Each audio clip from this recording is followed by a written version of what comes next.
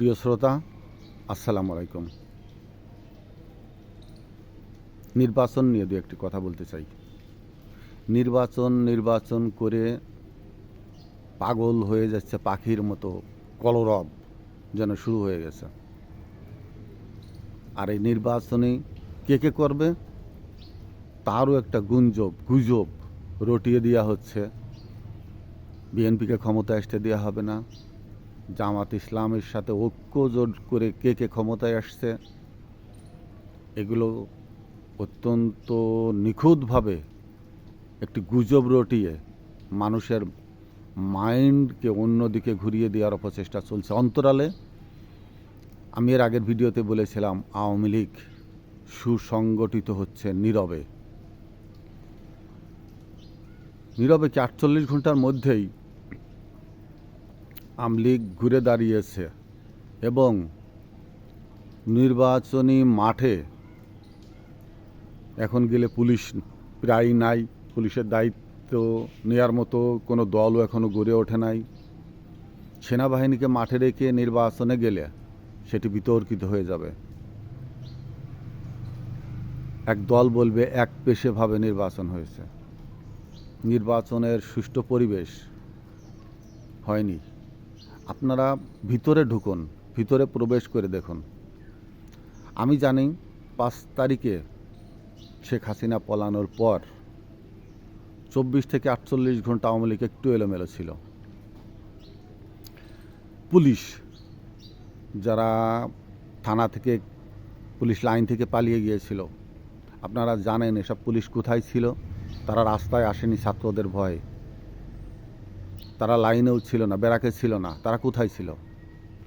তারা ছিল আওয়ামী লীগের যেসব স্থানীয় লোকাল নেতা যারা পুলিশের মদদে চলতো, পুলিশকে ব্যবহার করে রাজনীতি করত, তাদের শেল্টারে, তাদের বাসায়, তাদের বাড়িতে পুলিশরা ছিল। আমি একটু উদাহরণ দিচ্ছি। আমার এখানকার একজন পুলিশ, ঝিনাইদহ পুলিশ লাইনের অপারেটর, ওয়্যারলেস অপারেটর, সে ওইখান থেকে ঝিনাইদহ থেকে যে কোনোভাবেই হোক ভিতর দিয়ে চলে আসে। আমি তাকে দেখেছি এখানে এসে স্থানীয় আওয়ামী লীগদের নিয়ে, একজন সাবেক কাউন্সিলর, এদের সাথে করে কীভাবে আওয়ামী লীগকে পুনর্জীবিত, পুনঃসংগঠন করার জন্য চেষ্টা করছে, এবং সেটা করেছে। মাগুরাতে একজন নীরব মানুষ আছে, সবচেয়ে ভদ্র মানুষ, এবং সে মাগুরার রয়ের প্রধান দায়িত্ব পালন করে থাকেন, সমন্বয়ক তিনি। এরা এখান থেকে গিয়ে এই পুলিশের সদস্যরা, আরও পুলিশ সদস্য সহ আওয়ামী লীগের নিয়ে তার সাথে গোপনে যোগাযোগ করে। সে পুলিশ ঝিনাইদহতে গেলে পুলিশ, এখানে এসে বড় আওয়ামী লীগের নেতা। আমি একজনের উদাহরণ দিলাম, এরকমই সমস্ত জেলায় সব জায়গাতেই। প্রত্যেকটা পুলিশ জানি না, কিন্তু বড় একটা অংশ এরা আওয়ামী লীগের এজেন্ডা পূরণ করতে এখনও ব্যতিব্যস্ত, আওয়ামী লীগকে সংগঠিত করতে এখনও ব্যতিব্যস্ত।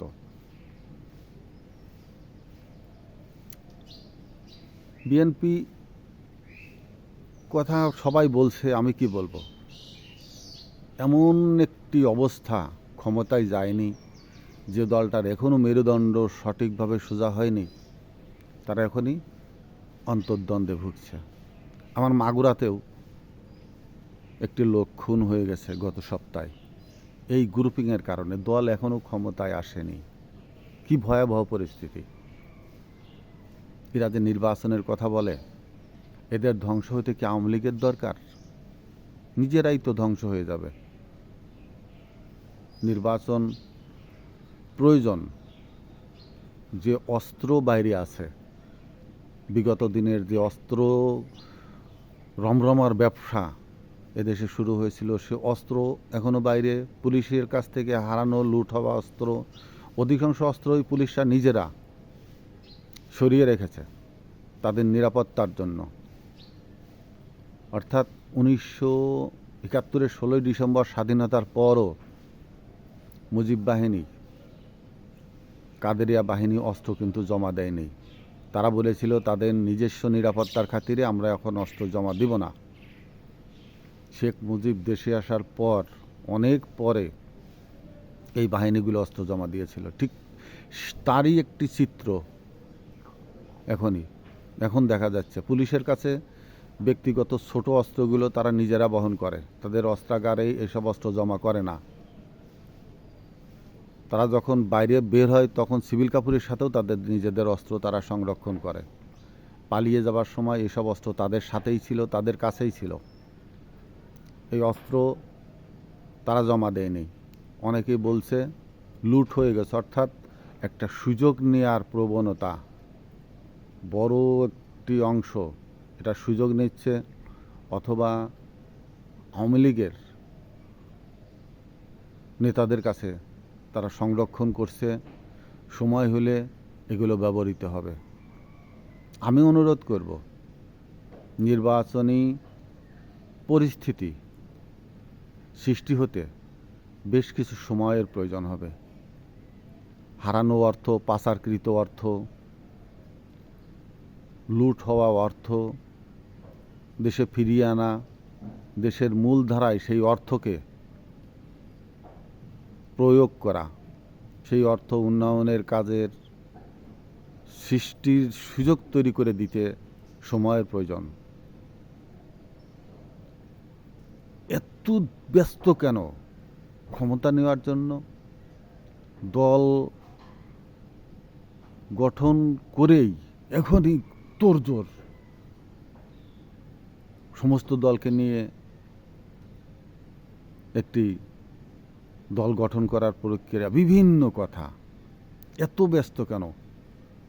সাধারণ জনগণের বুঝতে বাকি নেই যে রাজনীতি মানেই বাংলাদেশে কত বড় একটা ব্যবসা প্রতিষ্ঠান খুলে বসা। নিবন্ধন মানেই ব্যবসার বড় একটা লাইসেন্স পেয়ে যাওয়া।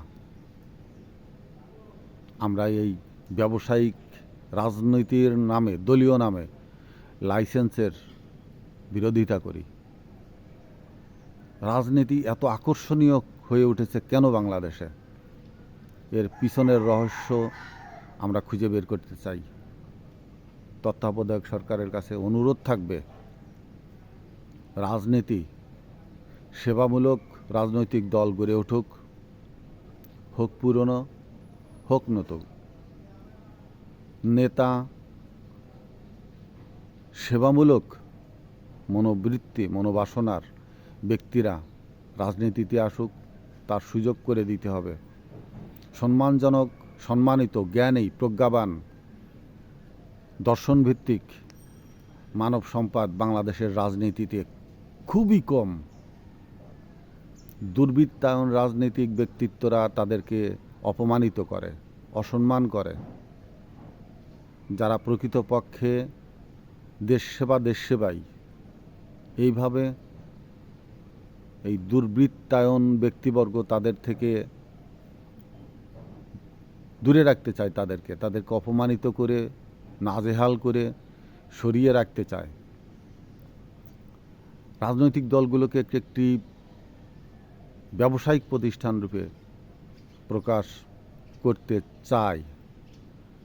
আমরা চাই ব্যবসায়িক রাজনৈতিক দলগুলো, ব্যবসায়িক ব্যক্তিবর্গ, অথবা রাজনীতি নিয়ে যারা ব্যবসা করে, অথবা যেসব ব্যবসায়িক ব্যক্তিত্ব রাজনীতির ভিতরে আছে, এই জঙ্গল পরিষ্কার করতে হবে, যে কোনো দলেরই হোক।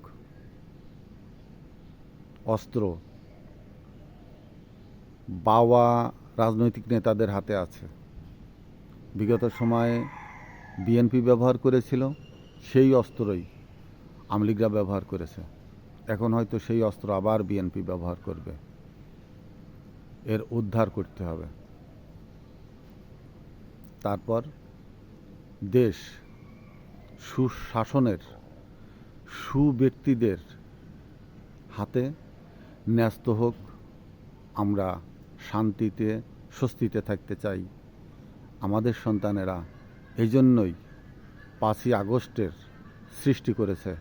এই সৃষ্টির প্রতি আমরা যেন সম্মান প্রদর্শন করি, না হলে এক অন্ধকারে নিমজ্জিত হবে বাঙালি জাতি। আসসালামু আলাইকুম।